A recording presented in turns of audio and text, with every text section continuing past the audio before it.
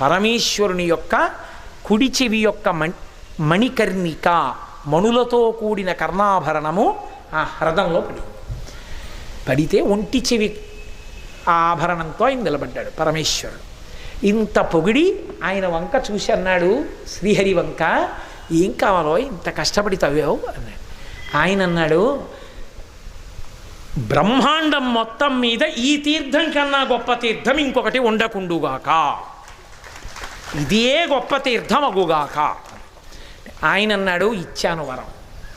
మణికర్ణికా తీర్థం అని పిలవబడుతుంది, ఎందుకంటే నా దక్షిణ శృతి మణికర్ణిక ఇందులో పడిపోయింది కాబట్టి ఈ మణికర్ణికా తీర్థము అని పిలుస్తారు దీన్ని. ఈ తీర్థం యొక్క గొప్పతనం ఇంత అంత అని చెప్పడం ఇక సాధ్యము కాదు. ఈ బ్రహ్మాండం మొత్తం మీద ఇంతకన్నా గొప్ప తీర్థము వేరొకటి ఉండదు. అందుకేట గొప్ప మణికర్ణికా హ్రదం